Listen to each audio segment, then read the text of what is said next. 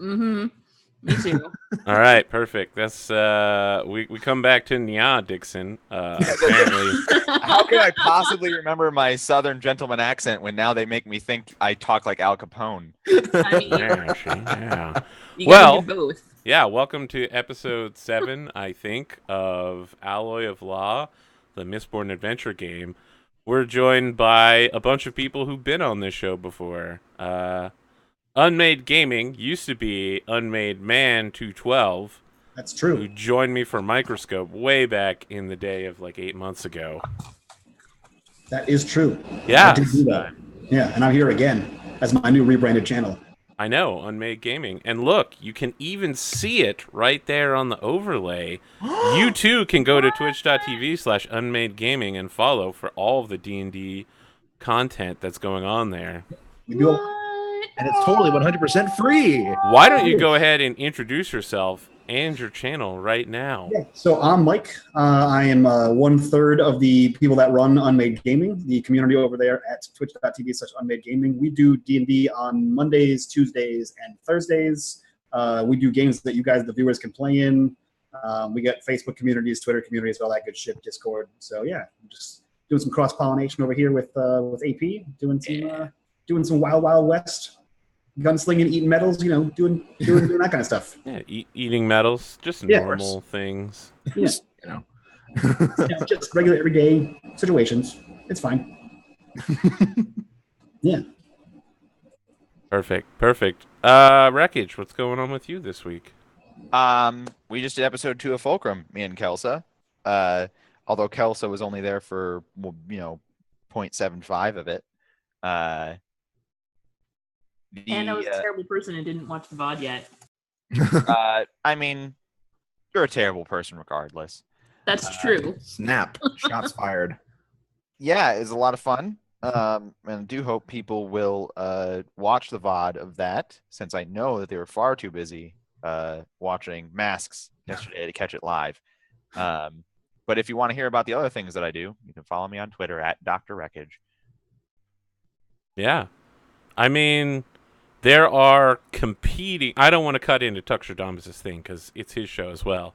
But there are competing and intentionally set up superhero shows at the same time with casts of people that are here. Kelsa and Wreckage on one side, me and Tux on another. Yep, I don't know why we didn't build this as like a Civil War thing. Like, which is more of your favorite? Why did we But not? you have to watch both of them in order to determine who your favorite is. We are terrible at branding. Head to youtube.com/Henley or youtube.com/Tuxtradamus' incredibly long URL because he's... You two are terrible at branding. I've been talking with you for weeks, Adam, for us to do a cooperative thing to melt these things and make it one thing in some capacity, and you paid no views. So don't call me bad at branding because I was out in front of this weeks ago. I know. Tux, you dropped the ball here, man. Yeah, he completely dropped the ball, and I frankly still haven't forgiven him. But I cut someone in half last time, and now we get to deal with the ramifications of cutting people in half. I don't think so. I don't think we have to deal with the ramifications of that. Good. We definitely do not have to deal with the ramifications of crazy boy with knife play in bed. Definitely not on. We're just going to skim right past that. No ramifications. So, I mean, check out Fulcrum at youtube.com/Henley. Or check out Mass by going to twitch.tv/Tuxtradamus and typing _YouTube in the chat. Tux, let's talk about you. How's your week been? Pretty darn good. Like my broadcasted RPG game has gone up quite a bit in the last week or so. Joined a few shows, got on some cool stuff. Started our show with Maximum Power, which is a really, really good first episode. We unfortunately didn't have the whole cast because the evil villain overlords of Time Warner Cable decided to not give SciFri his internet. Makes sense. Yeah. So hopefully he'll be joining us next week or very soon. But in our first episode, we had a lot of cool stuff that we built up, and now I get to play around with it and throw it back in their faces next time. So that'll be super cool. If you're interested in watching that or any other stuff that I do, like as AP said, you can head over to twitch.tv/Tuxtradamus, where I either have it streaming there or I am hosting whatever I'm playing on, as I am tonight with Arthur. Kelsa, let's talk about you. I heard you're on this new show, and you make things. Yeah, that's true. I play a tech savvy inventor type character on Fulcrum, where he once ran a kitschy what do you call it? Antique shop. Yeah, antique shop. That's the word I could not find. And then he got superpowers, and now he makes like discuses that have EMP in them. That's how it works. Cause magic, magic / super science. Yep. Don't ask questions. Yeah. So I'm really looking forward to continuing that. I unfortunately had unavoidable real life performances to do on an actual stage. And so I had to cut out early to do that. But I'm also in like a bunch of other shows. You can learn more by following me on Twitter because I tweet about them, and I always host on twitch.tv/KelsaDelphi. That's all of my intro stuff, so I don't take everybody's time forever. All right. Awesome. Well, I don't know. Let's talk about all of the new shows that I have happening all at once. Star Wars came to an end this week. It did. It did. That was 35 episodes. And then... Good riddance. I'm kidding. We started a podcast with Eric Vulgaris. Tux and Wreckage and I are going to be on that. It'll be a while before that comes out, but it looks like it's going to be pretty dang good. It is going to be pretty darn good. Pretty darn. I'm excited. Tux and I are playing Aztec space people. Yep. Yeah, we drink blood on a regular basis because our religion demands it. Arthur is he's a weirdo. Oh yeah, I'm That's super basically weird. his character concept. If that was a thing in SWN, would be weirdo. Mine would be reformed telemarketer. Yeah. Viral marketing for sure. That's gonna be really fun to play. I'm really looking forward to that. Wreckage is like tragic hero running from the consequences of his actions. I mean, yeah. So we have a Discord chat for that, right? And it's a Stars Without Numbers game, so there is a lot of cross world building that's going on. Yeah. Basically in this formative time of the campaign. I'm super stoked for the potential and have literally no idea like what is going on. I know a list of all of the things that are going on. I know each individual thing, but as an amalgam, it's sort of like going to the lunch lady and she's like, gruel. And I'm like, well, what's in that? And I'm like, well, and she starts listing off the things, but you still don't comprehend the flavor of the entire thing together. So I can't wait to eat my lunch lady. This metaphor is falling apart. Come Perfect. on. Thank you so much, Wreckage. Wreckage wants you all to eat Wreckage flavored gruel, which you can find exclusively on Papas. It's a joke you won't get until you listen to the podcast. Yeah, so let's get started.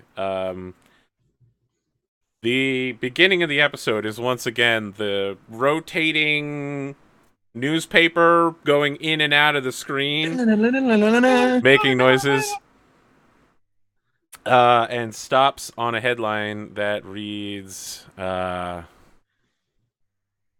don't have my notes open. I feel like I should have had this ready. It reads, Lord Nolan Sorrento hands over noble title and remainder of assets as a result of fatal duel, and then like the subheader is like Neil Sorrento shot fatally in the face during honor duel. Daryl Hart reporting. Daryl Hart. Yeah. All right. The next headline is like Never did have it. Cars, automobiles, Landaus. What use are they? Exploration reports. And the final one is like Kolos. Are they a threat? Why are they moving further west? And I'm curious. Let's talk about Bartavius here, right? Yeah. Like, what do we see when Bartavius walks on screen off of the train? So Bartavius looks like a scruffy gentleman, is what you could call him.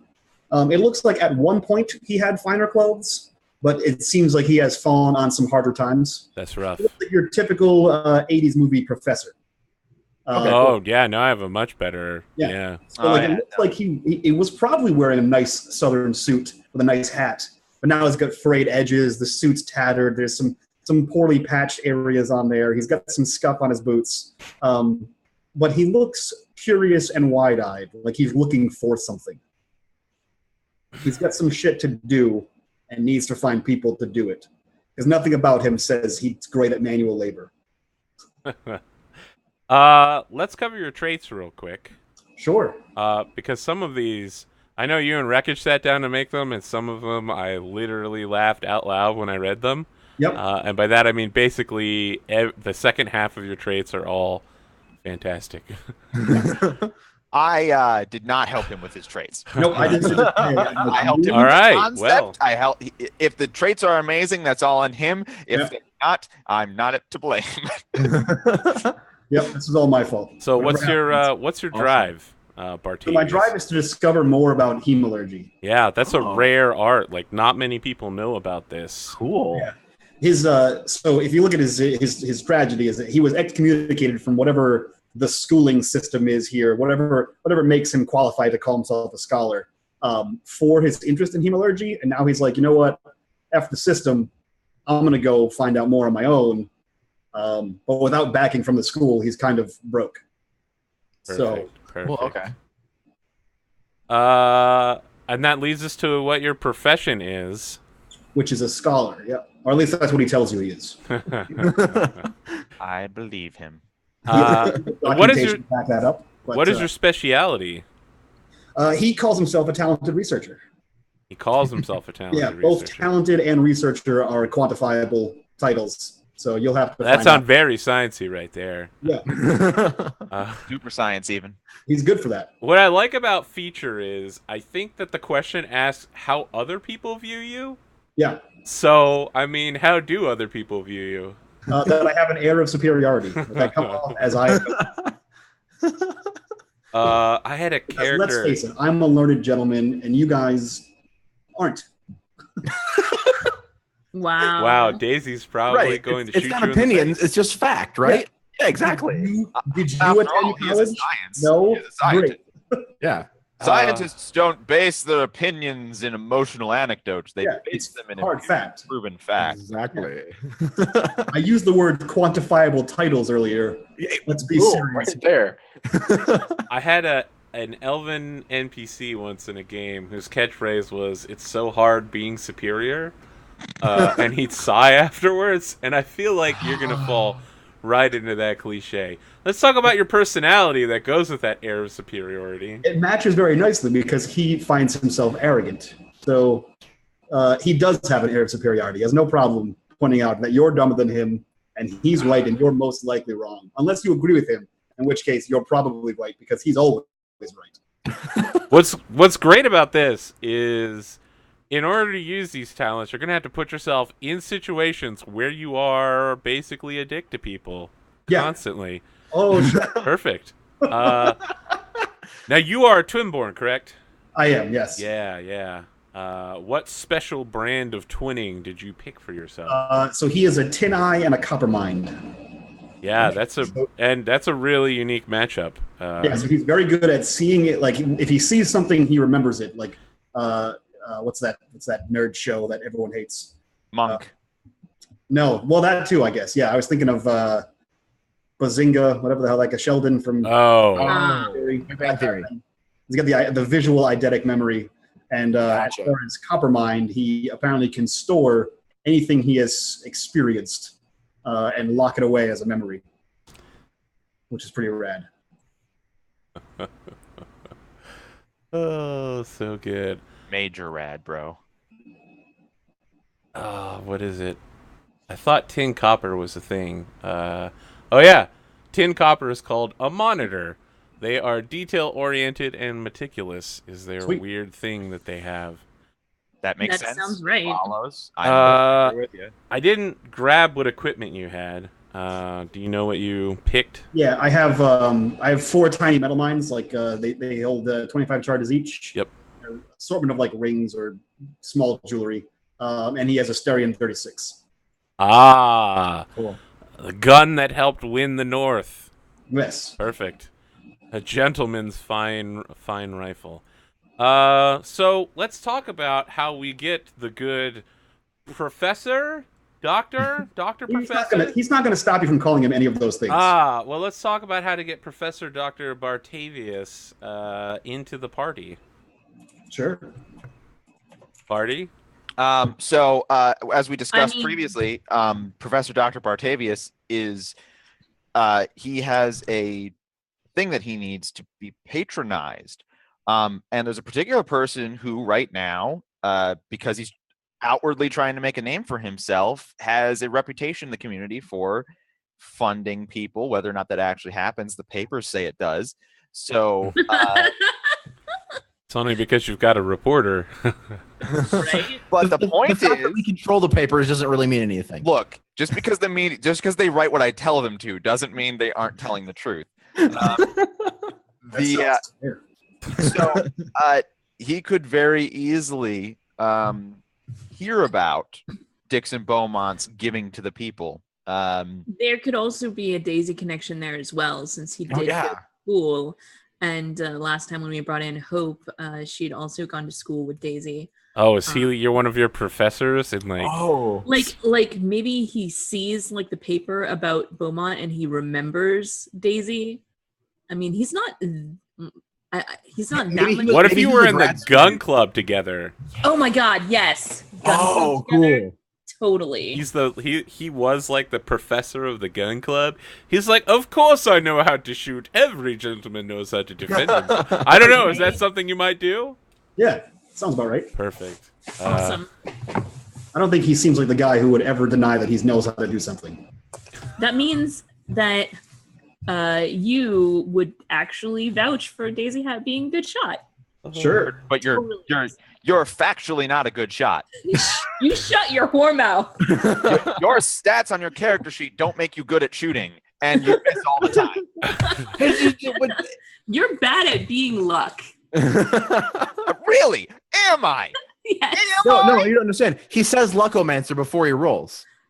We all do. Oh, right. We all do now. I mean, you don't It's a just thing. create a thing out of nowhere where you're saying Luckomancer all the time. You know, that you work for that. I mean, in Daisy's defense, stat-wise, I don't think Bartavius is good at shooting either. Oh yeah, you're actually horrible at it. You're Oh, So is what you're telling me that there's a university in Ellendale that claims to have a good shooting school and gives people like degrees in marksmanship, but they actually are totally shit at Yeah, shooting? Philadelphia has the same thing. It's called the 76ers. Get fucked. That's like the 476ers joke I've made. The targets at school don't move. Damn. They're stationary, and she hit them every time. It's those wily people. I don't really know sports, but I gotta give you that one. That one, if I knew sports, I probably would have laughed more. I laughed at the fact at how good of a connection that was. So I know. good on you. What's interesting is I think Bartavius is actually really good at dueling. Oh yeah, his duels, you're amazing. With his high wits, Yeah. he'd probably be really good. He has to, Yeah, but he has to take the lower of wits. Oh, order. that's right. That's right. Until he gets quick draw. But even still, in a duel, the person also doesn't move. much like the target. They just stand Right. there. Right, duels are easy. Like a respectable gentleman, you stand there and wait to either be shot or don't be shot. Oh, it appears I've been shot, sir. Oh, good, very good. I feel like there's like 3 songs in the Hamilton soundtrack about getting shot. So yeah, I can confirm 1, 2, that. 3, 4, 5, 6, 7, 8, 9. It's the 10 dual commandments, man. Duel So perhaps the pre-episode scene is Dr. Professor Bartavius. I want to say Kinsley, but it's Kearney. There we go. Yeah, Kearney. Showing up at the front door of the newly minted Beaumont estate. Seems like a fair assessment. Yeah. So, if your reputation precedes you, what is your reputation? What would draw me to seek out your assistance amongst any other noble gentlemen of the South? Well, Dixon Beaumont has a storied and vested interest in the success and prosperation of Trumadill. He finds the people of Trumadill to be intellectual, artistic, and really a cut above the rest of the world. And as such, he frequently sponsors and ensures the success of various projects that benefit the people of Trumadill. So, I would say, Daisy, you've lived here ever since you graduated from the college, right? I would assume, or stopped attending the college. More or less. Okay. Basically, I graduated, and that got me well educated. Ish. And right, and then I came out here to bother my brother. Okay. From So would that be common knowledge back at the college? Yeah, I think so. That I was heading out. Yeah, because back in Ellendale, you guys are actually like a big family, aren't you? So my father has the thing, and that line is sort of peteling out, and then I've come out here to make a name for myself. So the Beaumonts would be a like last generation family. You know what I mean? Like, oh, okay, yeah. The last generation of nobles would know the Beaumonts, and now they still exist, but really only. Yeah. So now it's like, so now like at parties, it's like, oh, you don't want to make that investment. You don't want to end up like the Beaumonts. There is some amount of that. Definitely. There is a smidge of that. There's a soupçon of that. So I would assume that, being from there, Bartavius would know of this sort of yeah, that makes sense. or happenstance that has befallen your family. Mm-hmm. And he would have kept in contact with Daisy, or at least known how to contact her. So I would say you guys would be expecting Bartavius to arrive. Okay, cool. Via some kind of letter that says, I have a beneficial dig site that I have unearthed near your location that may bring your family back into the height of their power. Bam. That's quite a bold claim, Yeah. but Dixon Beaumont probably opened that letter while tapping some little sum. So he feels very confident in its actual veracity. Sure.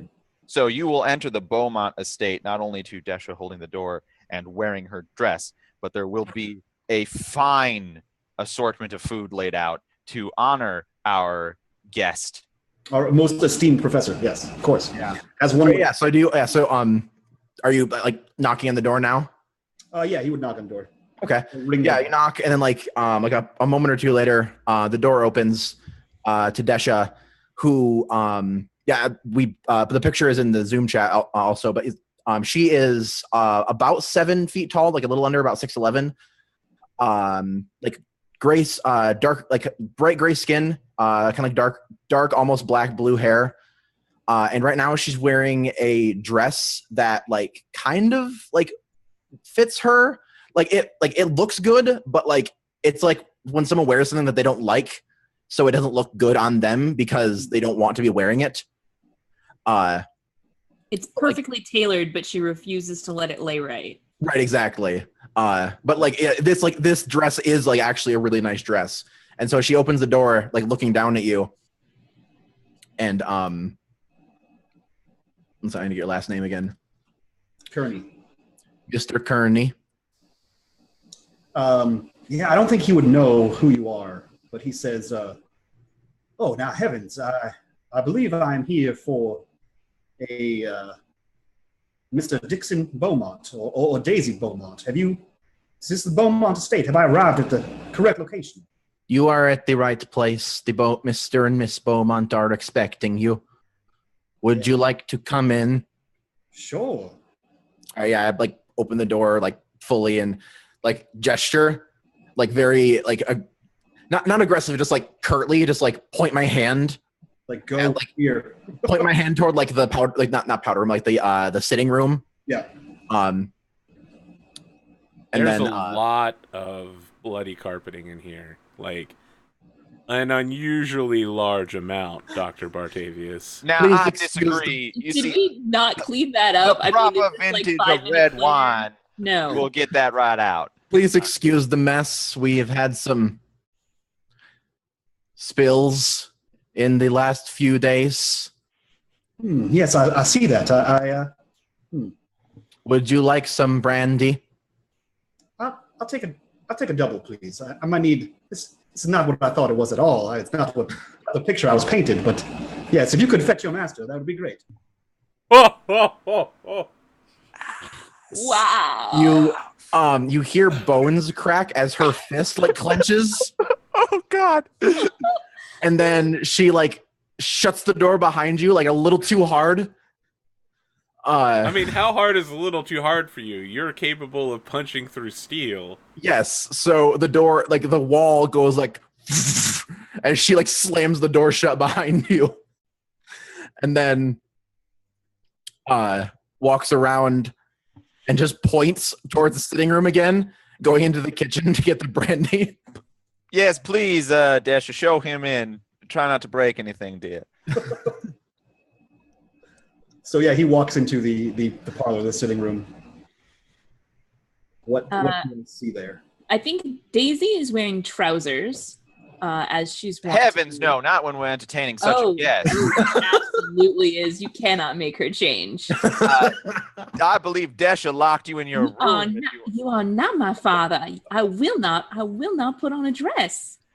Is that what's happening? Like you're in the sitting room together and he's like trying to push you out? Arguing about her putting on a dress? We are not entertaining company of this magnitude with you in such a state. What you do in the privacy of this home is your business, but the family's business is my business. And you hear a courteous... We're no longer in anger. Mr. Oh, heavens, it's completely... Pardon me. Oh, Professor Curry. Curry, Mr. Curry, yes, please. She gives a bow because she's wearing pants and a shirt with suspenders. So she bows to him. Yeah, I assume he would recognize you unless you've changed drastically. I mean, her hair is shorter and she's wearing pants, but other than that, she took her hat off. I noticed you had some stains in your hall room there, and you see pull like a handkerchief out and start to like dust off a chair. Yes, my sister's a lush. She spills all the time. Please, won't you take a seat at this fine banquet we have laid out for you. Take your mind off of your exhausting trip, and when you're ready, we can, of course, get to business. Yes, I see. I'll just have it one of your other servants, your large man or woman servant. I'm not quite sure. I believe they have broken your door. Miss Desha is she's practically a member of the family, sir. You'll find her services most valuable, and she is a fine woman, if I do say so myself. Yes. Brawn not brains. It happens. Oh my God. Please, won't you take a seat? That was might rude of you,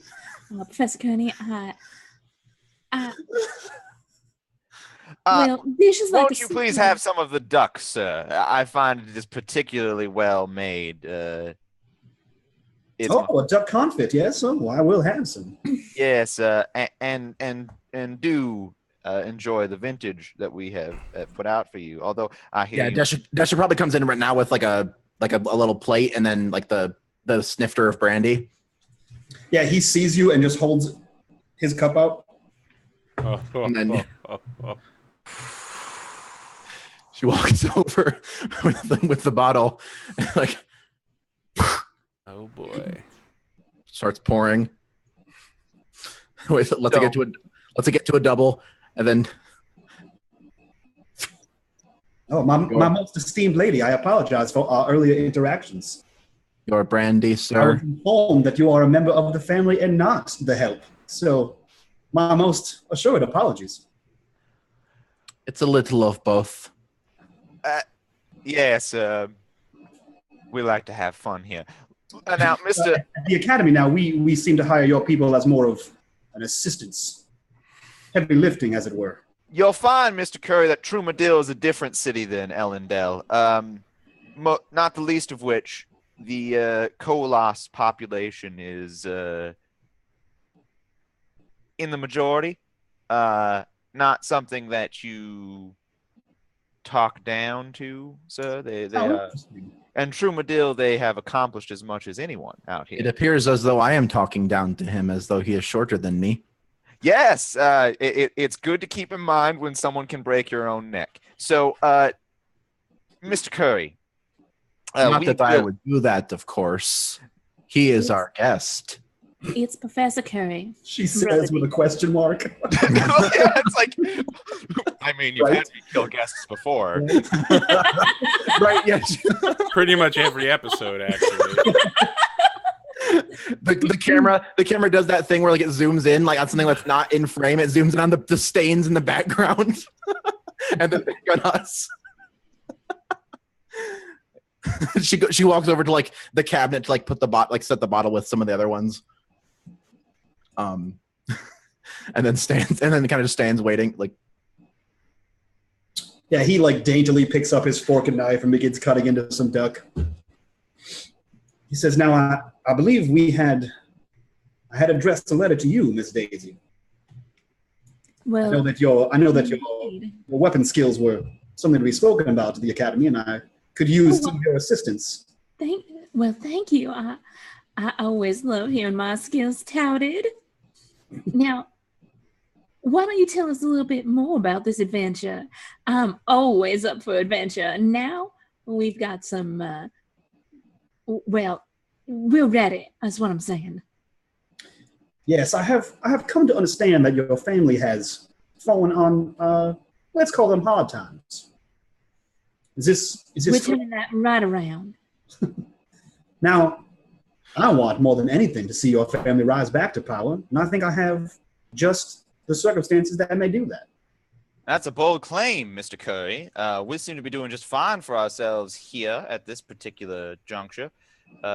The thought that you have more to offer is enticing, but you'll have to back that up with some concrete offer. He says, yes, I have become aware in my studies that there is a dig site, as I would call it, ruins perhaps you may refer to it as, near the city. Now seeing your fascinating. Now seeing your Kolos family member here, I am even more thrilled to have asked for your assistance. Again, that heavy lifting I spoke about, it may be useful. I don't know who else has found this dig site. Your sister's 6-gun might help as well. And of course you, my good sir, I believe I need a financier in these parts. Well, I'm certainly in a position right now to finance a university venture. The people of Trumadil love to hear that the culturites of Ellendale are coming out to the north and learning what life is like out here. That said, why would I want a bunch of broken pottery and arrowheads? So my question for you, Arthur, is how much of the previous world do people know about? So, everything about the previous world. is written down in a book called The Words of Founding, except for hemalurgy, all traces of which were intentionally removed. The only instances of hemalurgy that remain are through a group of cultists who believe that the previous thought to be evil emperor, but was actually semi-benevolent, just kind of an asshole, trying to save the world from itself before he got horribly murdered guy. They're a group of cultists that believe that he still lives, and as long as they just continue beating servants and generally being noble assholes, he will one day rise again through the force of the figure they call death. There's a holdover inquisitor who is... They have like dozens of hemalurgic spikes named Iron Eyes, and he is basically like the Grim Reaper. He shows up and people just die. Find people then, I would imagine. Yeah, I mean, are you secretly a member of this cult? I mean, I'm not going to say yes or no. He could be. I don't have a reason for him not to be. I mean, I don't have a reason for him not to be part of a weird death cult. Yeah. I mean, I don't have any good reason for me to not be. I could make a pretty robust list of reasons not to be. They seem just fine. Right, exactly. They seem totally fine. Yeah, it's called sliverism because they believe that the Lord Ruler is the sliver of infinity. Okay. And that he broke off a piece of, like, eternity when he rose to power. So... Seeking out the secrets of metals is actually one of their core tenets. Like, what was the book called? The Words of Founding. Okay. So he says, now, I take you as a smart man, Mr. Dixon. Now, do you know of allomancy? You know of feruchemy, I would assume. Yes, I'm intimately familiar. I want to tell you that in the words, there was a third power source that was left off the books. A third power source? Mm-hmm. So you're telling me that besides allomancy and feruchemy, there is a third magic that nobody knows about? I posit that there is a large sum of people that know about this. But You're suggesting something that Harmony himself would keep hidden? That sounds like blasphemy. Well, you see, this is a very dangerous skill to have. Now, we know from the words from what we do know, Sister Dia, that Harmony saw fit to change many things about our world, and perhaps one of those things was a magic he didn't want us to have. Now, this magic that he did not want you to have can be possessed and used by anyone. It's not a bloodline magic. It is not. Well, that's a bold claim. That is a bold claim. I'm suddenly very interested. Now, if my sources are correct, these ruins here that I have discovered myself may hold the key to further research into this strange, new, or forgotten magic. Well, I'm sure you're no stranger to a confidentiality agreement. So I will retrieve one from my study post-haste, but following that... He actually reaches into his vest pocket and pulls out a long loose leaf paper that has like all kinds of like embroideries on it and like stamps. I do have a contract here that I have drawn up to ask for your assistance. Mr. Coney, I can promise you one thing. In exchange for... Well, I'm no stranger to the way that the wheels of academia turn. After a discovery, it takes some time to put together a paper and create your exhibits and receive the laurels that you most definitely deserve. Should I be allowed to know about this third magic? Oh, my good sir, you mistake me. There will be no exhibits. Excuse me? Yes, you see, if we find pottery and the like, I have no problem. You may take that and make your own exhibit. Your payment, if you should call it that, would be, I will work my hardest to assure that the power I find is given to your family, and you are taught to use it without the untimely death of the entire bloodline. I mean, every word that I'm promising. It sounds a little too good to be true, but Oh, please, Dix, let's give this a try. oh, you're only saying that because you don't have no powers. Well, that ain't fair, is it? No, it ain't. Mr. Coney, I believe we can do business. I have a rather robust crew of people who've already signed incredibly legal binding employment contracts that I can use to do the manual labor, so to speak. But you will have to share the location of this interesting find so that we can plan our caravan out into the Badlands. It's not as easy as it might seem from a desk on Ellendale. Trumadil is very much the only bastion of civilization and water and food out here, so it won't be a walk in the park. So, giving it some thought, I believe that he does have ties to the cult. However, he may not be a full-fledged member of the cult. His ties might be as loose as his ties to the academy. Awesome.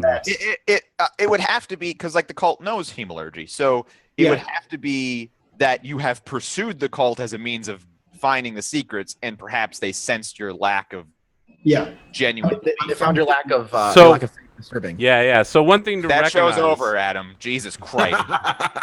Hemalurgy is a very difficult art. There's hundreds of ways to combine things, but if you do it wrong, you get dead or a horrible misshapen monster. Dead. Yeah. And so, like, one person might know how to properly use a tin spike, and another might know how to add an iron spike, but, you know, they don't know each other's work. Everyone keeps their secrets. So maybe Bartavius might have some, knowledge of one place to put a particular spike of a certain metal. Of course, which is why Bartavius is going to grant this power to the Beaumonts, because everybody needs a guinea pig. Yeah. I mean, you wouldn't use it on yourself. Of course, that's ridiculous. Stupid. Yeah. I need at least both of my eyes.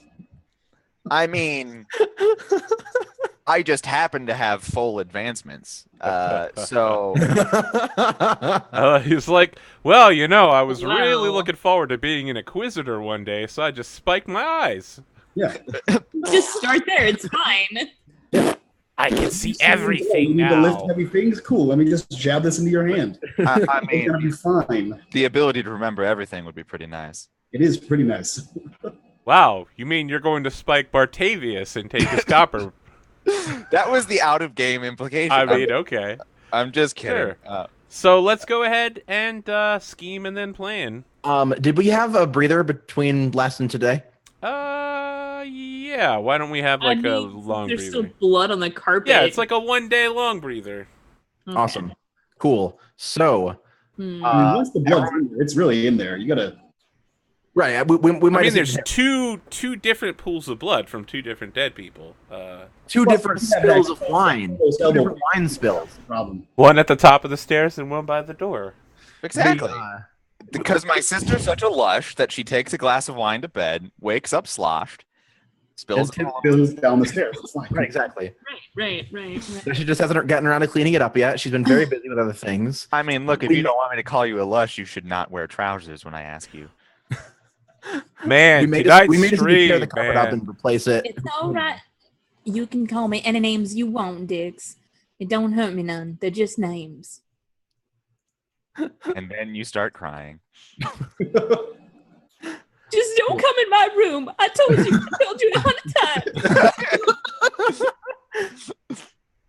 Just torn dresses and pants everywhere. All right, so long breather.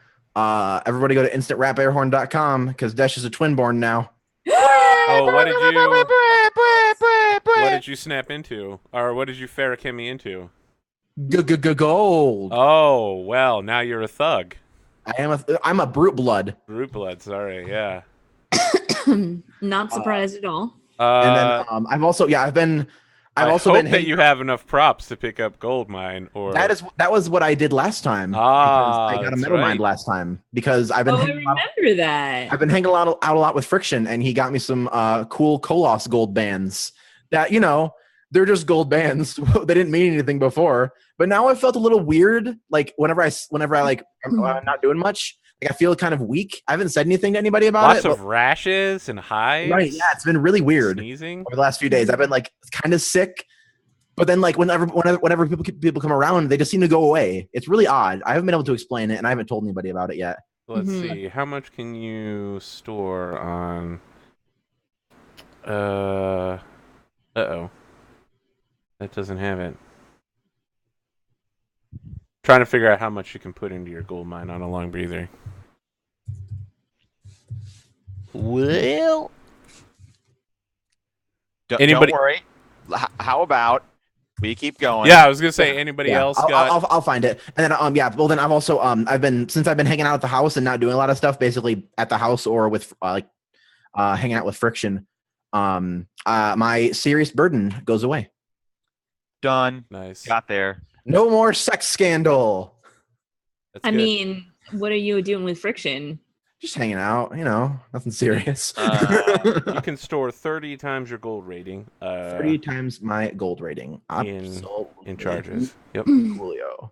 At a fair can be rating of 3 with a single medal. Cool. So I can how does storing work? How does that? 90. You don't have to worry about that because you start with full. Yep. You start with full. So, I also don't have to worry about it because I'm a compounder. Yeah. so I got 15 advancements. Do I want to save up and get 5 and get some and get some hemorrhagy spikes? God. Or I mean, bear in mind that you have to kill somebody.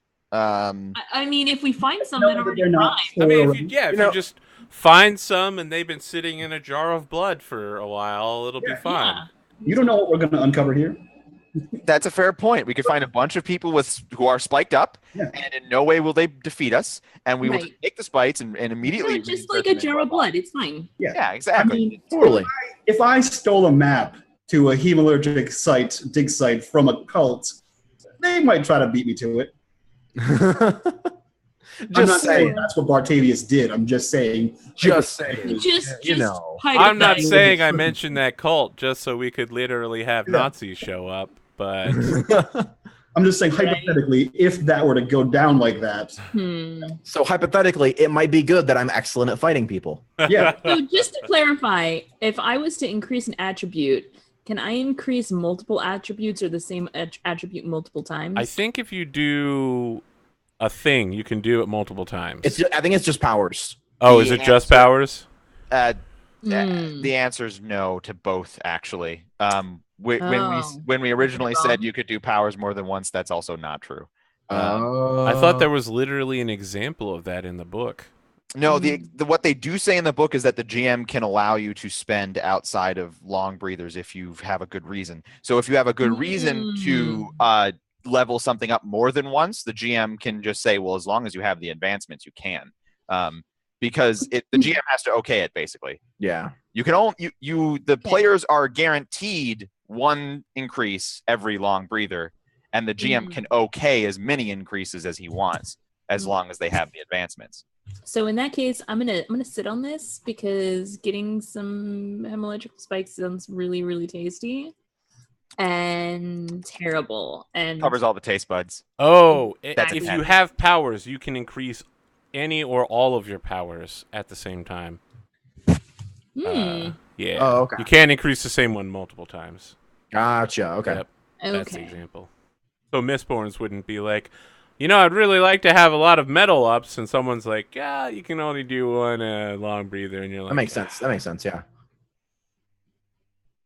Cool. And since there's no more Mistborns, it's kind of irrelevant. I mean, you say there's no more Mistborns, and yet, Well, I we're can about think to go of find them again. there are at least 2 Mistborns. Let's talk about. I haven't read the book. Okay. I mean, yeah, you should read the books. It's been You months. really should. They're really good. And yeah, when did you join the show? I mean, I read the first book. March? I read the first book. That was my homework. I did it. well, there are 7 books Good now. job. So Good job. Now Alloy of Law is precious to me on a personal level, and good. You should definitely actually read Alloy of Law, the book. all the real version can do is rob me of my I've been pretty good at keeping it canon, bro. No, it's yeah. Even I a totally cannon agree. with the cannons. Like there's actual physical cannons in this game. So That is also true. yeah, let's 100% start true. scheming if everybody's Yeah. locked down their advancements. I've increased my spirit. Cool. The one complaint from the audience constantly is why the Spiritomancer has the lowest spirit in the game. Because I don't need it. I don't need it. It's the brilliant thing about it. I don't need it. I don't need it. It's like it's like asking why a pyromancer has cold feet. It's like, well, I don't need to wear socks because when I get too cold, I'll just burn some fire. It's not an inherent. Never mind. We won't get into it. So, what is your goal this episode? Find the secrets of hemalurgy in That's the ruins. Okay, I was I gonna think say. it'll be fine. Yeah, find the secrets that the ruin has. Mhm. Oh, but then he'll just make it arrowheads. He wouldn't do that. He wouldn't do that. He's too good. Okay. Yeah, 'cause Power if was we- inside you all along. Those damn engines. Discover the secrets of the ruins in the Badlands outside of Yeah. Truman. All right, what's your method in doing this? We're going to make a caravan. Perfect. Quantifiable gains or whatever our smart person said. Yes. What's standing in your way? I believe we talked about like a Kolos village. Okay, so there might be Kolos out there. Can I also suggest Sliverites? Indigenous uncivilized cultures that exist in the Badland. no, you can't suggest more things, Arthur. Go away. I'm gonna I suggest. really prefer not to have. Yeah, Sliverites. in fact, I think we can all agree that Sliverists are not going to be involved. Can I suggest a third thing then? I mean, I am a Patents. bastard, so he does.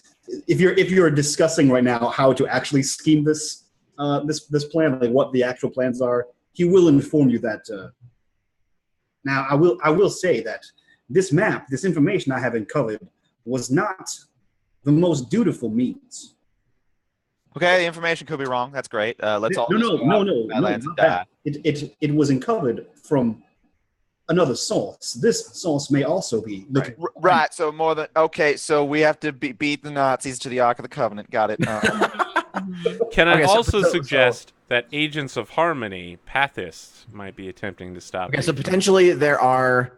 Oh, let's just make this list as big as possible. Everyone else in Let's the not forget that the world- Badlands are inhospitable and will probably starve and or Yeah.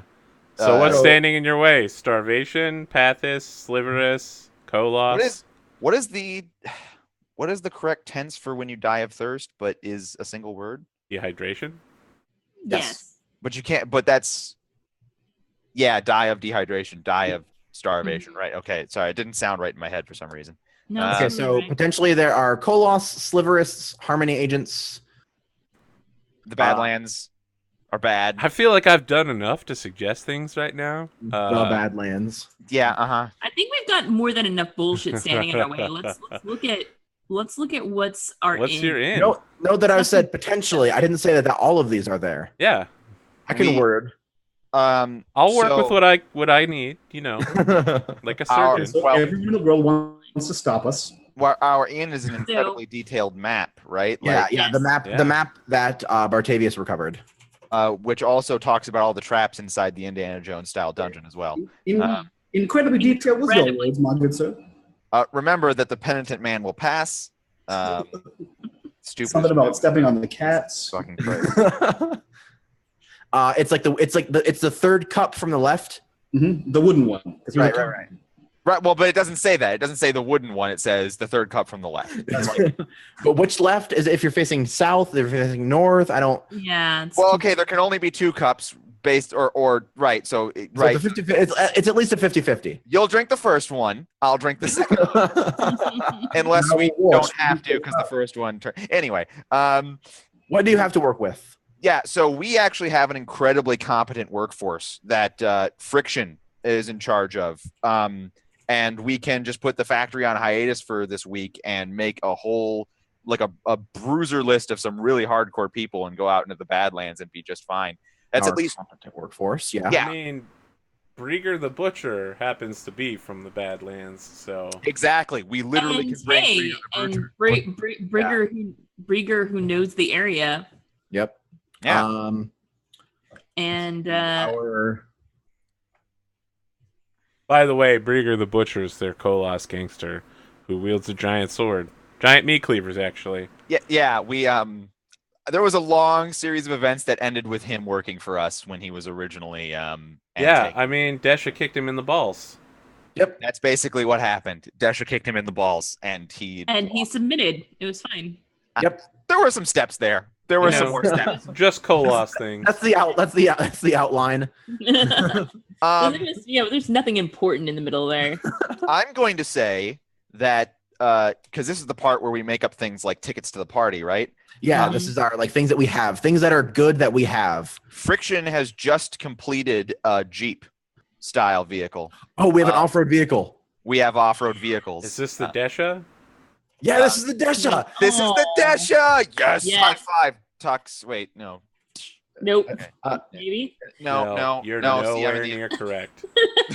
Nope, that's still not It works. right. It works. It's fine. Moving on. All right. Yep. it'll happen eventually. Oh, my So gosh. what don't you know? Do we have any? Feel free to jump in here, Bartavius. You've Oh had yeah. some good, This is singers so far. What don't you know? All right. So which one are we on? Are we on what don't I know? Yeah. You could still suggest things for what do we have to work with. Oh, I mean, come on. You got plenty to work with. Yeah. So he's coming No, to you. we've learned. No. If you have something else that you think would be good for us to have, I know please what we mention. have. Oh, I know what we have. You would have, We have- what you have to work with. You have Bartavius's notes that he has lifted. Yeah, like I was literally going to say almost exactly that. Like Perfect. some like notes of like translations of ancient texts and stuff. Yeah, cool. Notes about, like, notes about. Are they just notes about hemalurgy or notes about like stuff that's in this ruin? So all of that stuff, I believe he has stored with his copper mind ability. So the only information he would have is he has information about the ruins.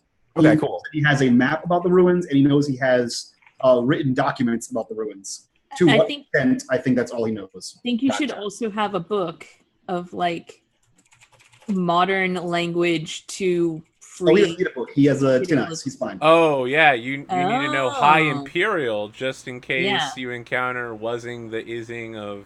Oh yeah, cool. Hmm. The old language. Yeah. Awesome. Okay, yeah, okay. Yeah, now let's move on to what we don't know. Oh, this is a perfect point to make a reference to the old time religion. The old Nope. time religion. Nope. I want to reach through my camera and smack you right now. What don't you know?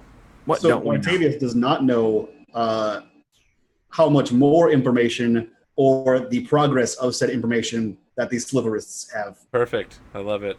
Yeah. How much everyone else has. It's like we're making sure the Slipperists show up. I mean, just How asking much for everyone it. else has. It's like you planned this as the dungeon master here. It's Here's like, the thing, though. You guys are the ones. Don't making say it. that. I Don't mean, say that when I was did like, we're not suggest making most of the thing. But first off, the Sliverists didn't show up until the show started.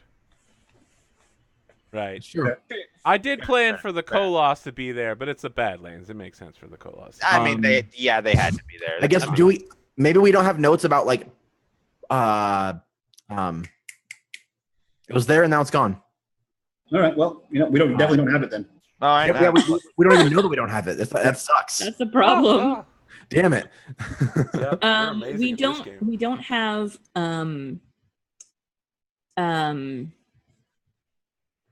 Has we don't anyone have been on an an expedition like this before?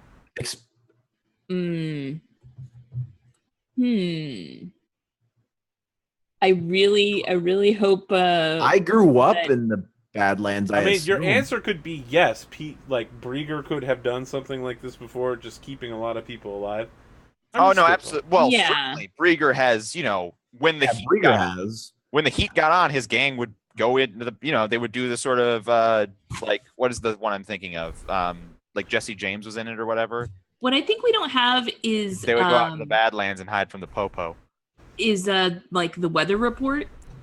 Oh yeah, cool. That's interesting. I mean, because that doesn't exist yet. Yeah, Right, yeah. right. we don't have it. We don't know the the Badlands are aren't the Badlands like unpredictable? Yeah. I mean, so we don't know the conditions of what's going to be out there. It's bound shit, sir. Journey.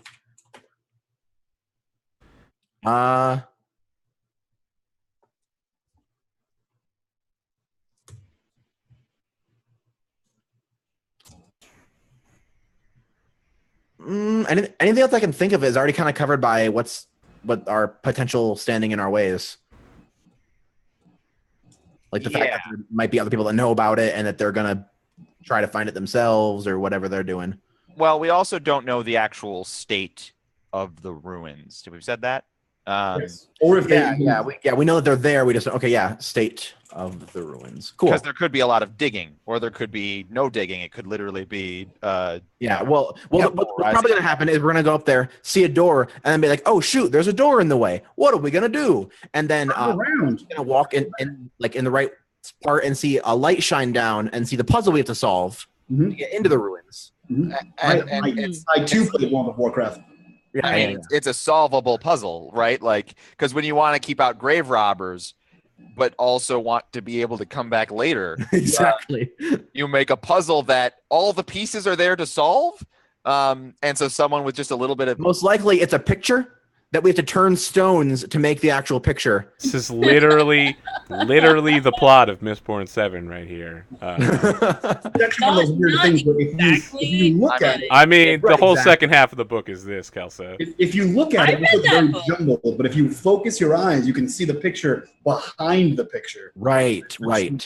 And then Nathan Drake shows up and goes over us all. I mean, if we're gonna make it Mistborn 7, I can just put down things that we don't know. I mean, I know things that we don't know. We'll blow Wreckage's mind when we stop talking about Shadesmar, and he's like, "What is happening?" Yeah, you're not. All right, so what could go wrong? What is the worst possible thing that could happen out of this? I mean, why would you listen, Tux? I know that there are many times where I'm glad to hear the answer to that. Why would you start with the worst possible thing? The worst possible thing that could happen. What is the scenario that we want to say it could go wrong here? I mean, all of Vix and Beaumont's enemies line up to shoot him in the head. That's not the worst thing that could happen. We drive out there and have a nice trip and see that the ruins aren't there, and we drive back and have some tea. Oh no, what a waste. It's such a waste. That's the worst. Oh man. No, yeah, that is the worst thing because the show is just like us making small talk in the Jeep the entire way out there. For the next 3 hours. No, but imagine, right? Like, let's say we go out there and we actually have some troubles, right? Then the 3-hour trip back is actually kind of like a relief. But let's say we drive all the way out there and there's nothing, and we're like, great, now we've got to drive back.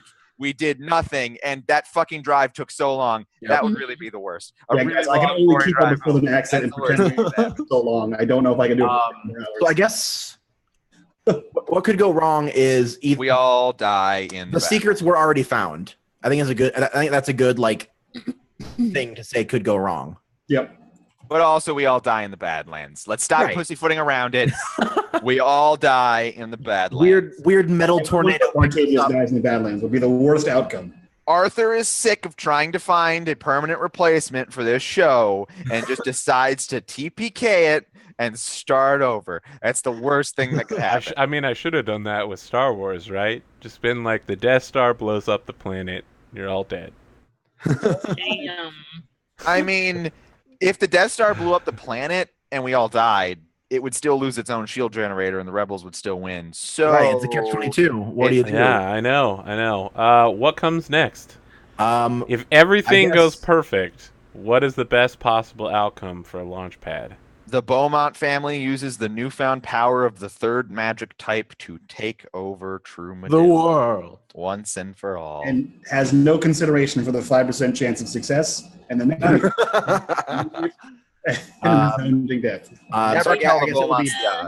Bartavius and the Beaumonts look into hemalurgy and try to do it. That's when hemalurgy looks back. If you look into hemalurgy long enough. I mean, Yeah, It nobody actually, has a- I mean, what you're saying is literally true. It actually does look back into your soul. Yeah, Well, actually, more on that later. More on that is a thing.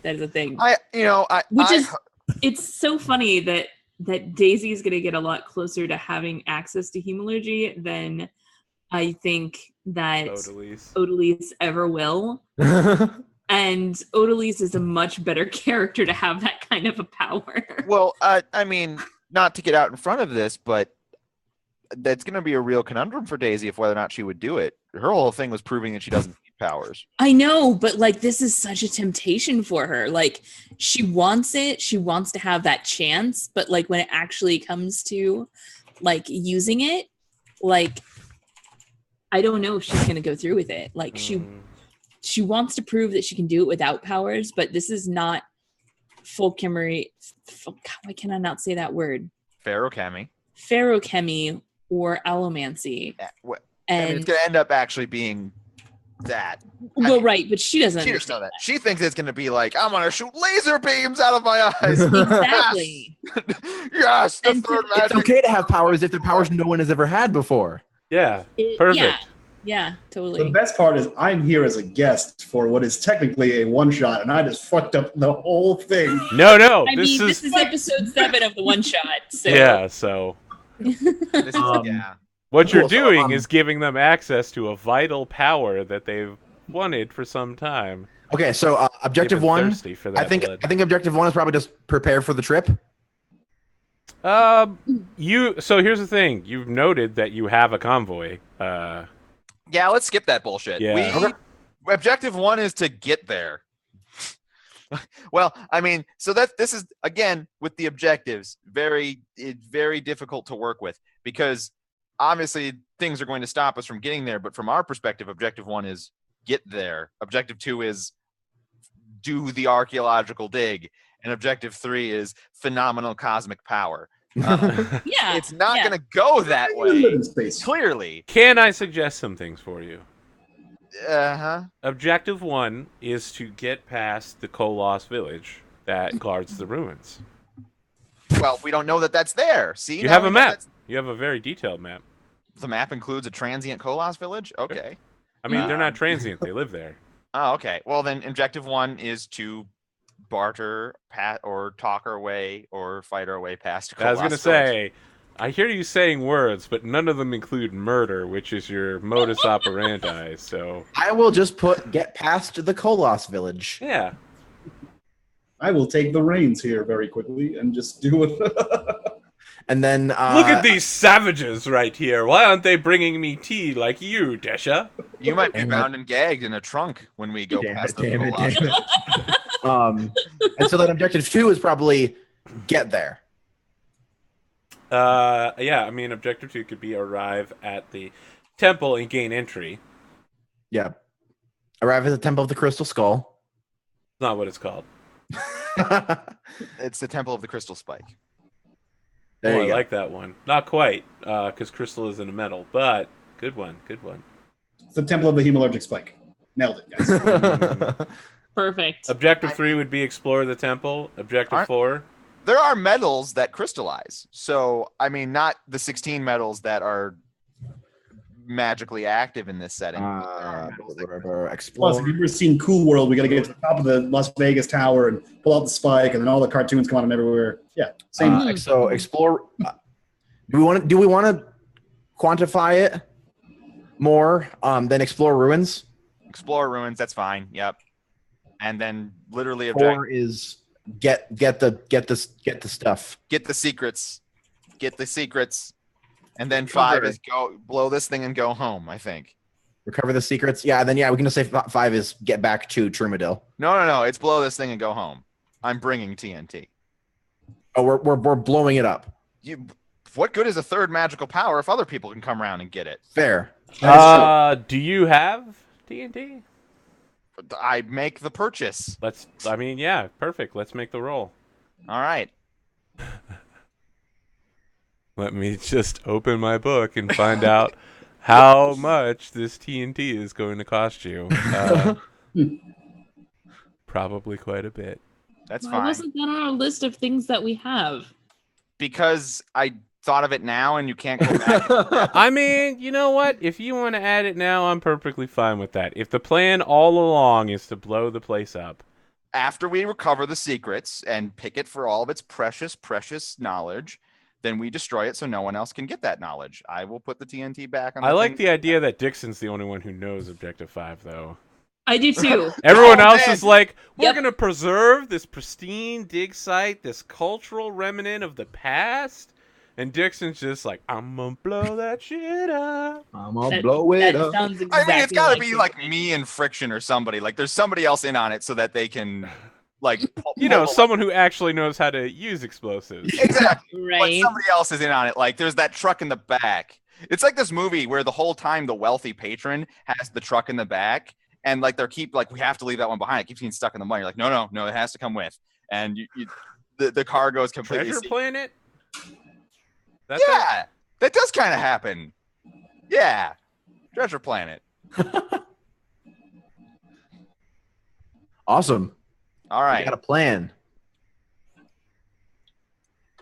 Yeah. No, that's actually literally the plot of Treasure Planet. So, So let's go experience a Disney movie using... underappreciated Disney movie. I mean, I wouldn't Yeah. say underappreciated. I appreciated it. It was of a medium quality. Like Titan AE is also underappreciated movie. Is That that was the one also- with Matt Damon? Yeah. Yeah. I would say Titan AE is more underappreciated than Treasure Planet. Not comparing them in quality, but I think Treasure Planet gets more praise. Yeah, I'm surprised that 4 people right here know what that movie is. Really? Yeah. I love the I mean, it gets a little weird at the end. I like Which part? The part where the bad guys are like, we were secretly the bad guys all along. Hey, we're secretly the bad guys. Hey, what's going on? I'm like a weird alien, and my comrade's the guy with a beard. You could have predicted the thing this. where it turns out the thing is a thing all along, like the Yeah. art of planet Earth, and it's like And they way named the over planet top. Bob? Come on, that's the best. Pretty good. Yeah, and we shall name this planet Bob. All right, Drew so Barrymore as an unconvincing Asian was an interesting choice of casting. Right? so Dude, as an alien, totally fine. we start with this convoy of Deshas, and like a very large like garbage truck that's just been loaded with water containers. Water And the container. convoy is no, I mean it's literally filled with water containers. You'll die Oh. without water. You're right. No, Yeah, the last vehicle in line is the Jeep filled with explosives, but I mean, you're bringing like 30 people with you. You're going to need a lot of water. Yeah. And you know, dust is flying everywhere because you're off-roading. There's no roads to Kolos Village or Unmarked Temple. And as you're riding out there, you go over top of a sand dune into some Badlands scrub with like orange dust.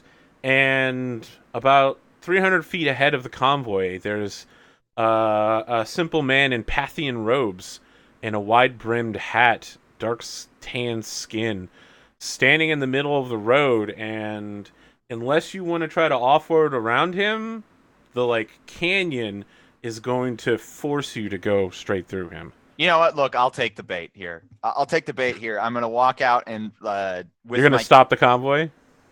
just for a moment. I'm gonna take everyone on All right, guard.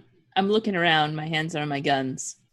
Yeah, how are we riding? I was like all 4 of us in the same car, or Yeah, well, I would certainly at least have Desha in my car because that's who I trust if things go crazy to keep me alive. Yeah, I think Bartavius would be in whatever truck Dixon's in. And I'll have look.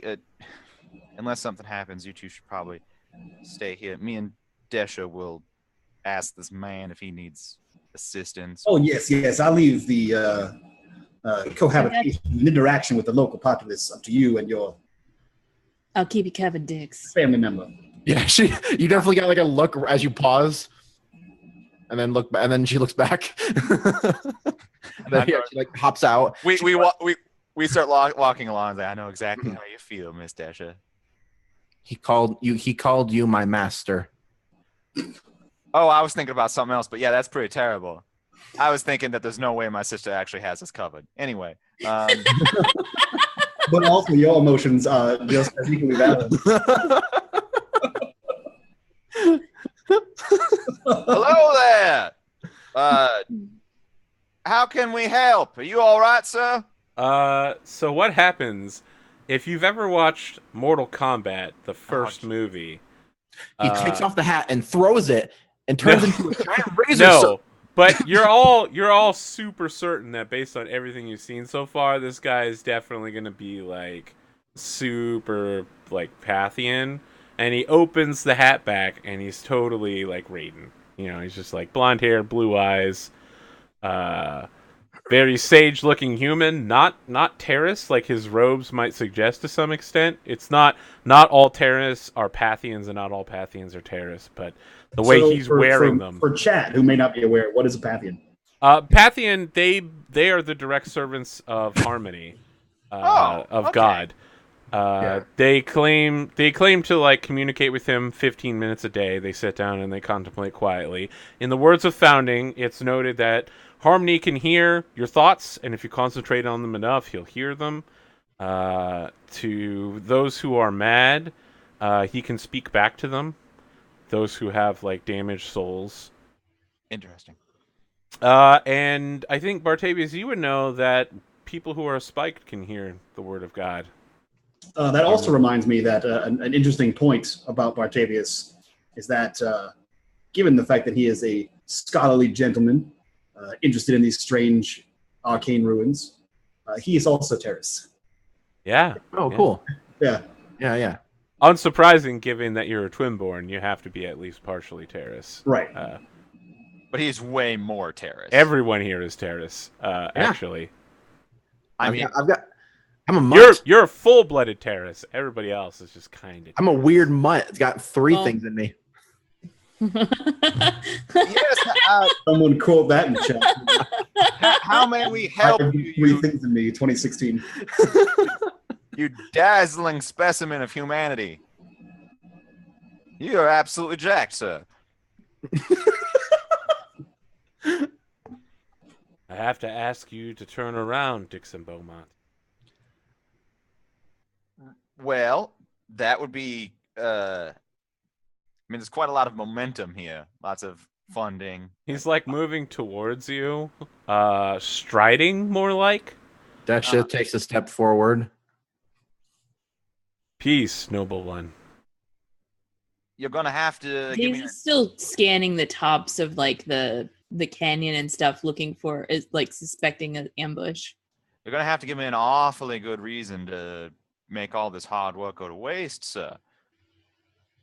Dixon, Harmony asks only one thing of you, that you do more good than harm in this life. Can you truly say that you have served God? Well, that's a very philosophical question. Yes. I could promise you that I intend to do more good than I've done with my life, but What are promises but words in the wind? no, I totally agree. Right now, I would say it's probably indisputable that I have not done more good than harm. If you are of rust and ruin, then what value do you place on your own life and those around you? Oh, I place a great deal of value on the lives of those near me, sir. If you place such value, you will turn around, Dixon Beaumont. I mean, is that a threat to the people near me? The people near you are being threatened, but only by you and your actions. Right. Well, there isn't a single person on this convoy that isn't here of their own free will. So even if, as you suggest, I am the one responsible for putting them in danger, they are choosing that endangerment for their own means and gains. That seems to be in the spirit of harmony, freedom of choice. Then I choose not to move from this road. I mean, that's fair.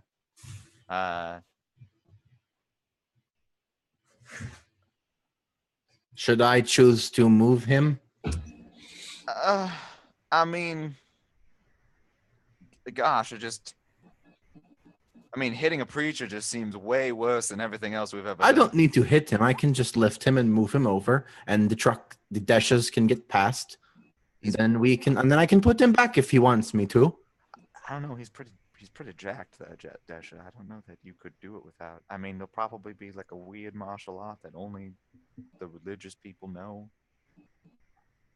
Dixon's actually doing that, like a weird martial art. Some jujitsu stuff.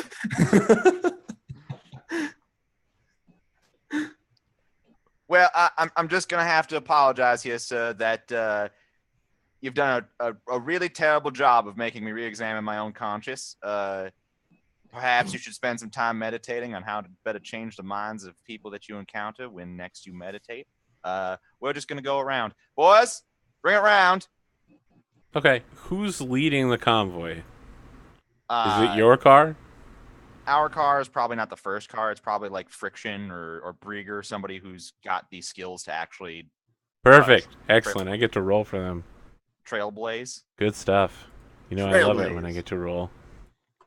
Yeah. Looking for twos. Air Force. Yeah.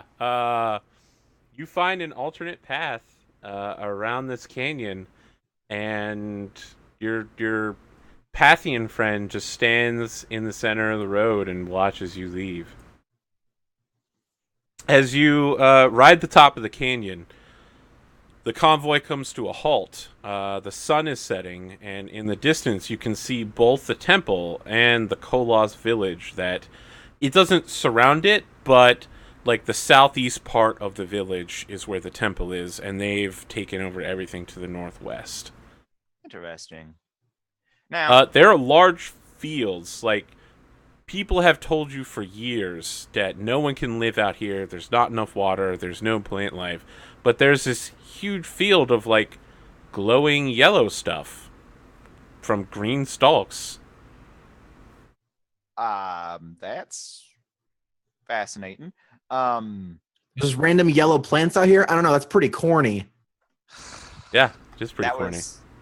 That wasn't even a bad pun. That was just... that wasn't even a bad pun. That was that was, you weren't even trying. That was fucking empty and hollow. Mr. Kearney. Now, I hate to presume your job, sir, but are you taking this all in? Are you writing some notes? This seems to be a anthropological wonder. He says, "Oh, no, Mr. Beaumont. I do not need to take notes. I have it all in hand, my friend." Righto. Mr. Brieger, were you aware of this?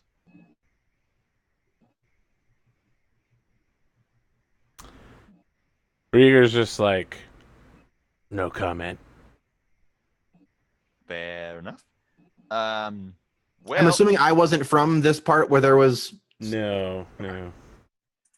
Well, if they've created such a robust city right next to the ruins, then surely they've probably exploited some. I think it's time for some diplomacy.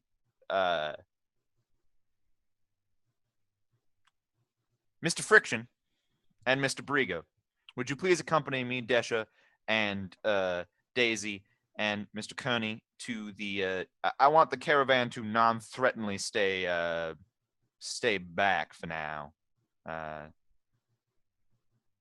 If you consider that wise, Mr. Yeah, that's pretty wise. All right, so the You're only bringing the strongest warriors, right?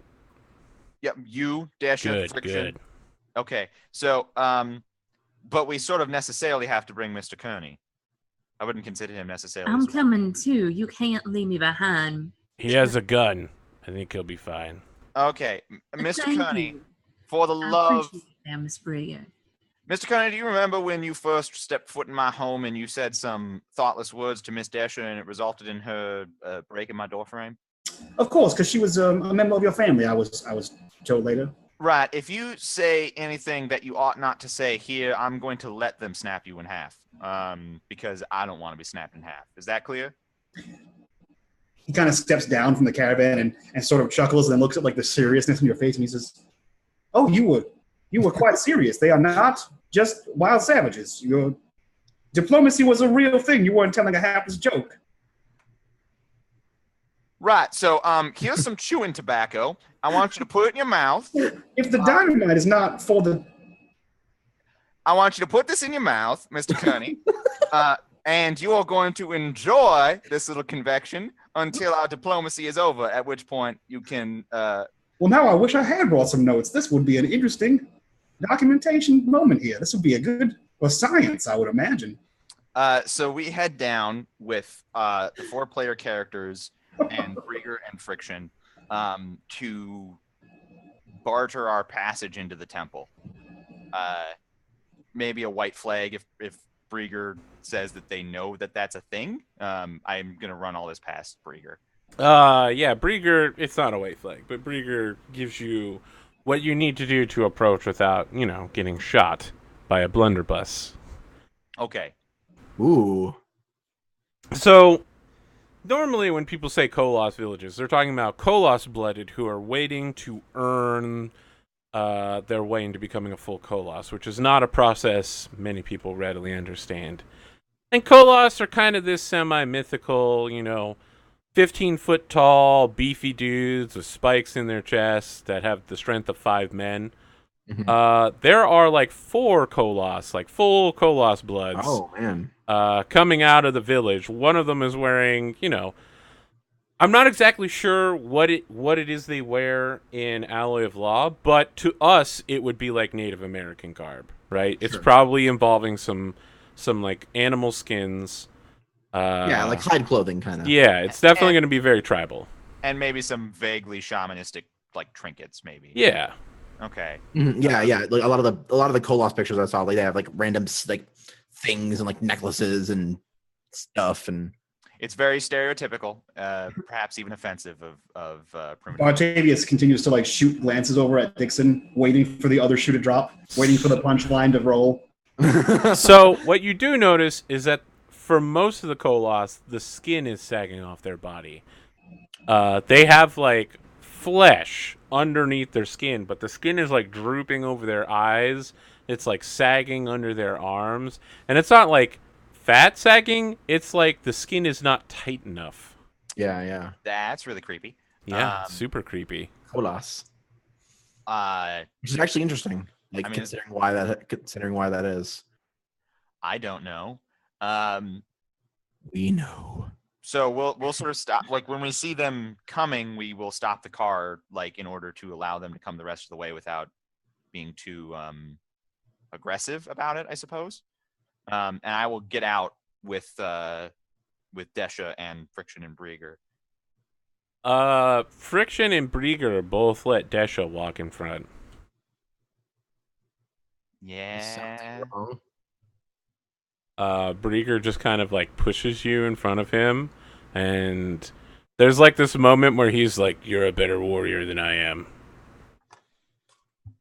Well, in that case, and he totally does that like anime Sundare thing where he's like, "It's not like I like you or anything." Mm-hmm. Well, then in that case, I'll definitely head up the back, I suppose. So the lead Koloss stops in front of you, Desha, and like thumps down his basically an aircraft wing as a sword. And you can tell he's got a like arquebus, so just this gigantic shotgun on his back. And he's like, "Who are you to come to our lands?" I am Desha. Harmony says that you should not pass. Bartavius stifles a laugh at our lands. Why you is have that? something to say, little man. Oh no, I have two at the back. Hey, we're fine. Anything he says would only be bad. He's an idiot. I apologize. Do these people speak for you, blood? He says, well, in polite society, I would... Hello. Yes, I'm Dixon Bowman. I do the speaking for Miss Desha. He's still locked eyes on Desha, waiting for an answer. We want to, and I point at the ruins, and we want to go there. Harmony says you are not allowed. Why is that? Do you question God? I mean, she just did, so the literal Desha answer would be yes. Yeah, I think I think Daisy's like kind of nodding in the background, like not overly enthusiastically, but like yeah. That's good. God likes it when you question him. But he Why also likes it when you do what he asks. Does he not have a reason for his actions then? He does. He has guided me here to guard it. He has guided you here to find it.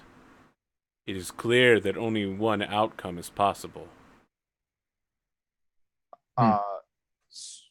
So I take it that a diplomatic solution is not viable here. Why would a diplomatic solution not be viable? Is there any way we can see what is inside? Yes. We have brought many things that are tradable, many things you might find interesting or useful. These new vehicles, for example, are very capable of traveling over the Badlands. We would be happy to strike a bargain that allows us access to the temple. Yeah, so he completely ignores Dixon.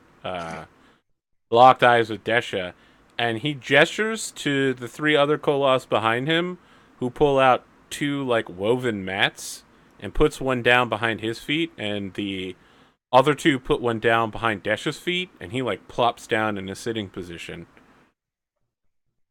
I do the same. We will have a duel. You will tell me why it is important that you should go, and I will tell you why it is important that you should say. Okay.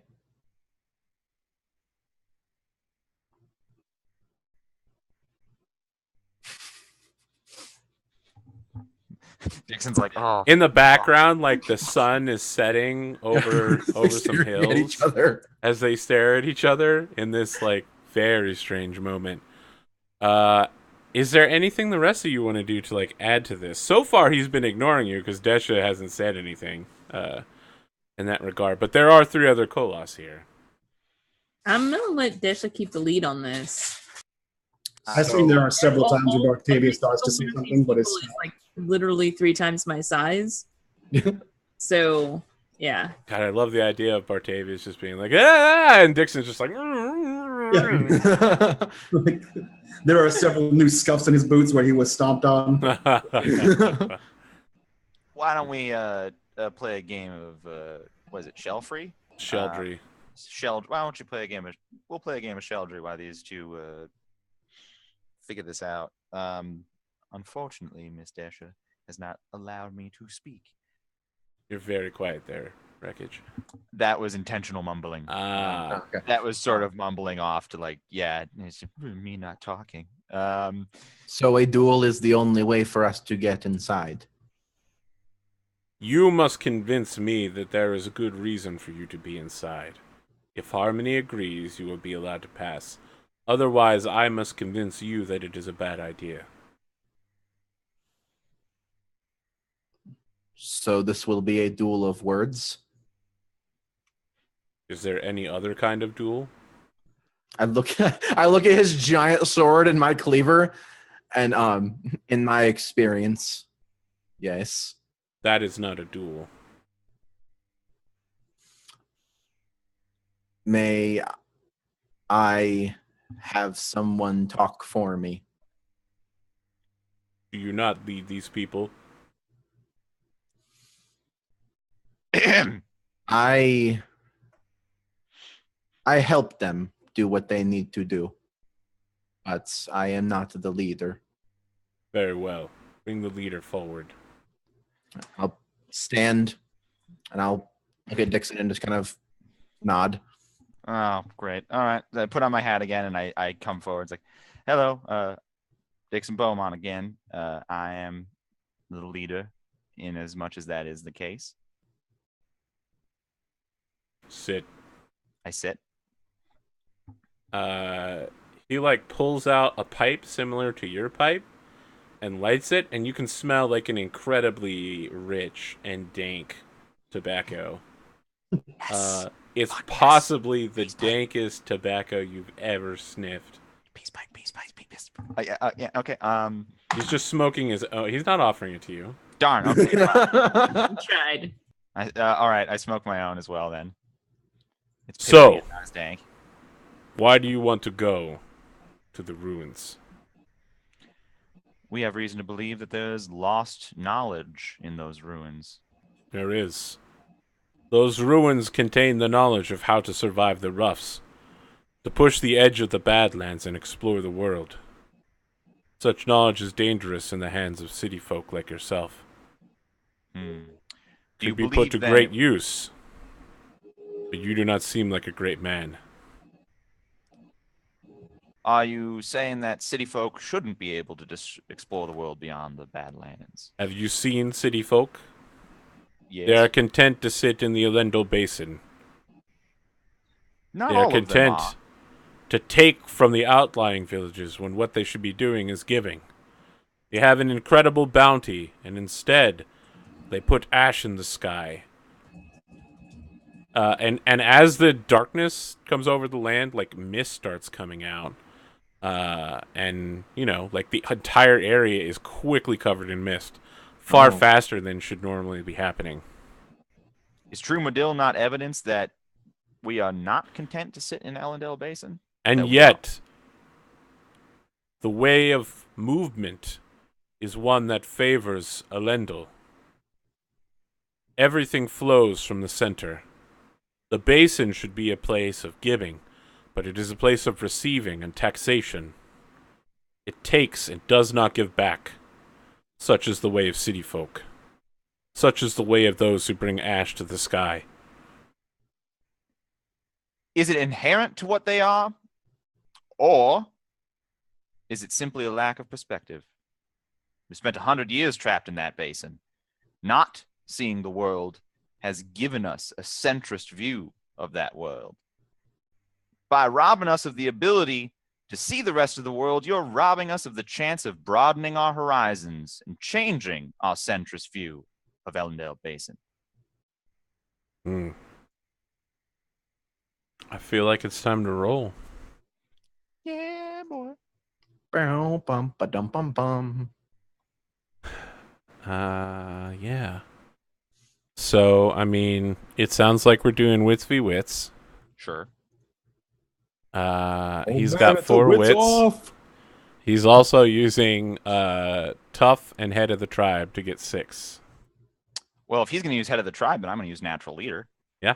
And I will also call forth conniving, because I am kind of sort of giving what I think he wants to hear. I doubt he cares about my civilized nature of argumenting. I mean, if you take civilized, he will take uncivilized. So let's do it. Yeah, let's just. So is he taking uncivilized then? Yeah. Or, like it doesn't matter. Yeah. Okay. I mean, All right. that's the core basis of your arguments.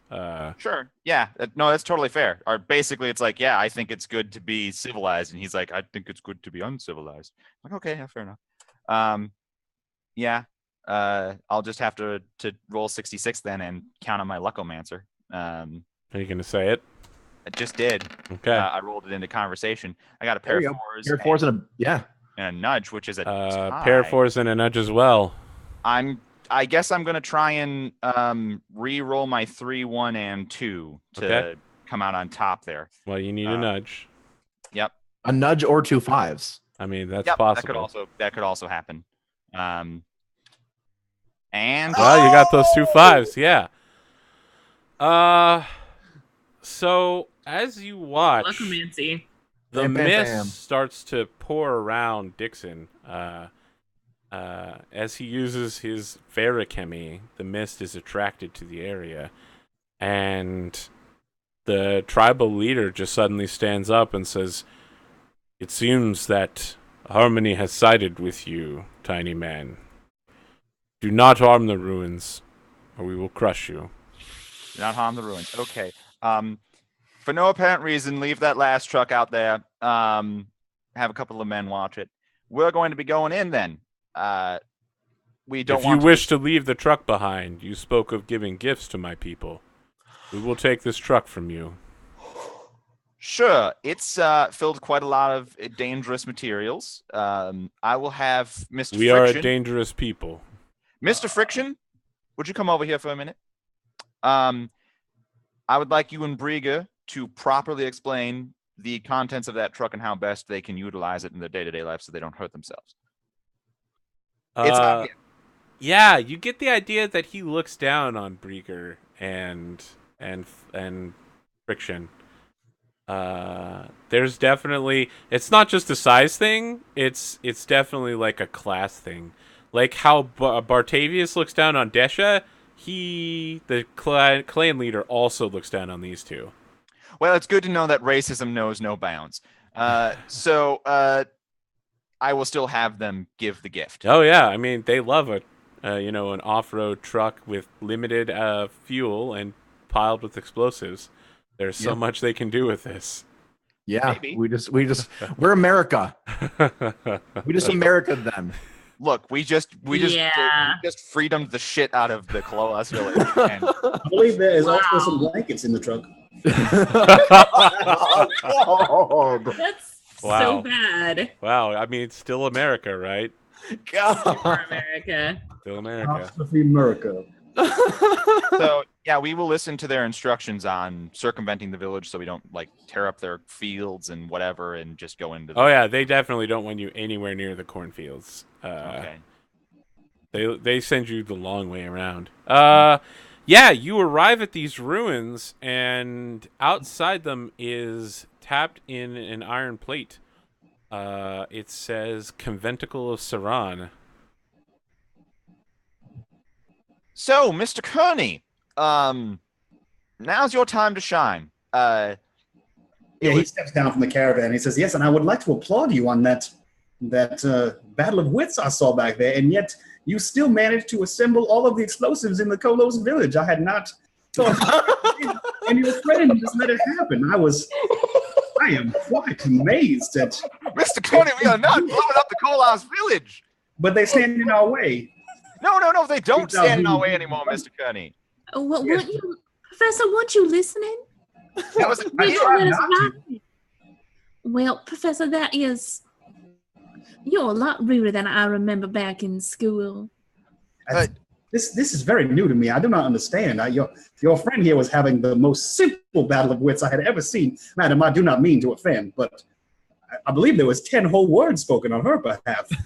You stepped in quite heroically to save the day, and I just assumed she and yourself had some kind of working that this village, which stood in the way of these ruins, would be taken care of should we need to future venture into these parts.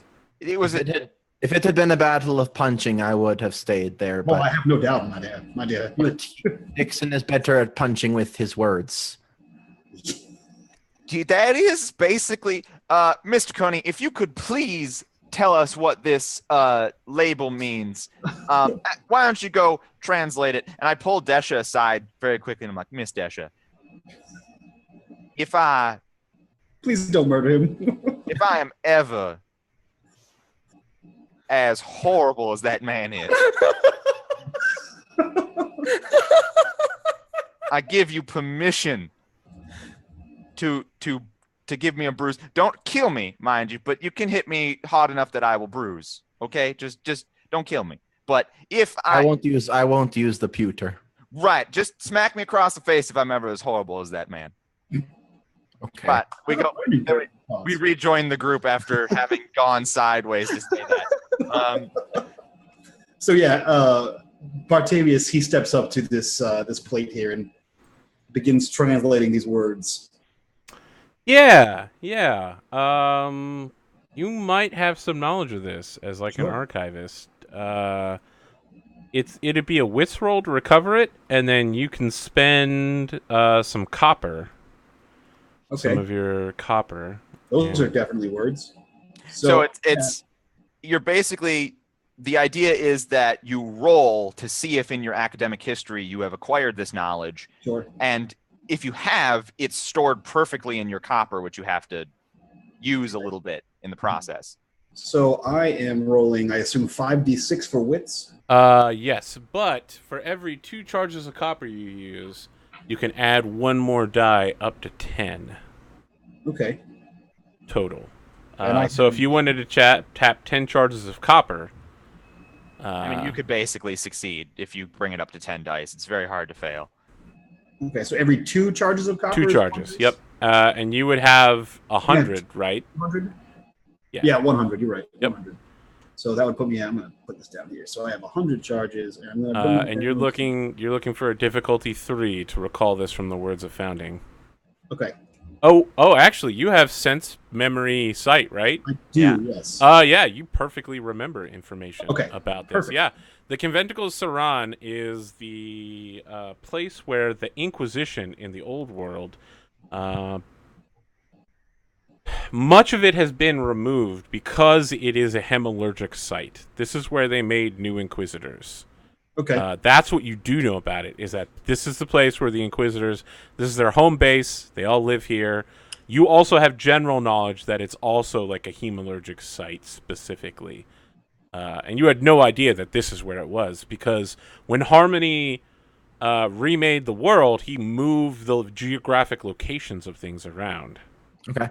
Did this place used to be near a swamp? No. Okay, so was it in a marsh? No. Just no. I mean, marsh was in it, but it wasn't in a marsh. That was as hollow and empty of an attempt as the corn one. It was slightly better. It was. That's like, my thing. That's like what I do. half a point. It's in the middle of a dry desert, asshole. So You know that what is that movie Legion that didn't do well, but like the monsters had super long arms? Like that was you reaching for that pun, throwing out across a highway. Terrible. It's kind of my thing. So what else does he see at the opening of these ruins besides this plate? inside, there are more plates along the wall. All of them are made in metal. And, you know, with the light situation that's going on, the mist stops at the doorway. The mist does not go past into the broken temple. But it's still dark inside. And there's some warnings saying things like, trust only that which has been written in metal, for it can be changed. There's, like, horrible diagrams of, like, pieces of metal being inserted into people's bodies. Yeah, that's totally fine. Yeah. Fascinating. Oh my goodness! So, I should have brought my notebook. So yeah, he turns back and he says, "Oh my dear, Mr. Beaumont, I believe we have landed on the mother lode here. This is far more of a sight than I had imagined it would be. I think this is exactly what we will need to bring your family's power back." Let's not get ahead of ourselves, Mr. Kearney. I mean, we've obviously located the site. I sort of gesture at its bigness. But there's quite a long ways to go between this and actual intellectual enlightenment. We have to get inside, and we have to, do the intellectualism. Oh, yes, I'm quite impressed with that battle of wits you had with that sentence there. But I digress that, yes, we have found a site of imaginable power that we should pursue here. I do think that, Arthur, how much do we know of the Inquisition? Is that a thing that everyone knows? Is that also in Yeah, the Inquisition were agents that rolled up on people that were half-bloods and terrorist folk that escaped and basically just ripped them into pieces. They were like the third secret arm of the government. You know, regularly you would have the obligators beat you down, and just in case that wasn't enough, the Koloss would come and destroy your whole family. And if you could run from those two, they sent the Inquisition, and they were like all Mistborns and extremely powerful and had some weird powers otherwise. And it's never really clear how many of them there were, but there were enough to keep order for 1,000 years. So he makes that reference. He says, now you tout yourself as a man of great power and a man of great status. Now I assume you have your family member here. He motions towards Desha. that can handle any of the physicality of the problems you may encounter. I also see your friend here, and he points to, I think you said he was the Kolos gang leader guy. Brieger. Who may deal with the seedy underbelly of any world you may deal with. Now, this side here was the home place, the birthplace, if you will, of the people who made it through those 2 layers of security. If you had to have a meeting with these people, you were most assuredly destroyed. Right. So I'm picking up what you're putting down here. This is incredibly powerful magic, whatever it is, which is, of course, why we're here and why I just had a philosophical battle that apparently God was refereeing. I don't know about that so much, but let's break out the brushes. We got to dust off of things, right? I don't know what happens here, Mr. Kearney. I appreciate already that what is inside is tantalizing. You don't need to sell me anymore. I've already come out into the middle of the desert. True. Well, I don't. How do we get the payoff? I think is what he's saying. Now, I think we would take a small excursion in here. I don't know that we need your entire caravan to excavate these ruins. For that matter, I don't know if we need to excavate anything. What I do recommend is maybe avoid looking at the writings on the wall as they were. Leave that deciphering to me. Right.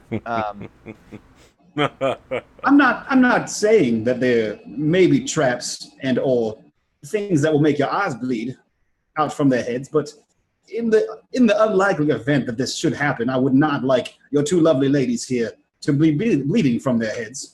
Don't worry, Mr. Kearney. You're the most capable person. You will, of course, be going first. Oh, most assuredly. And then with that, he kind of turns and starts walking into the ruins. Dun dun dun dun. Right. Dun dun dun. I would recommend that someone, and he kind of side eyes Desha, bring some torches. I would assume we would need some sort of light source. Right, lights. And for no reason in particular, I'm also going to be towards the front and being as lucky as possible. Should Valerian also be ready? Yes, absolutely. I mean, pull out my cleaver. I don't think we're going to fight anybody in here, but that cleaver, of course, could. If a trap comes out of a wall, Miss Desher, you can swing it at it. Subject of fighting anyone here. Now, your battle of wits, it seemed. I don't know the nice word for one-sided, but... Is it a nice word for one-sided? It's kind of black and white. I digress.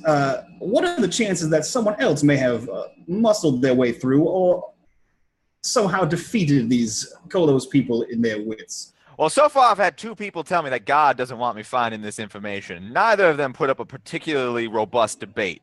If a third person happens to be in here that wants to have a debate, I'm totally for it. If that third person would rather fight, then Desher has.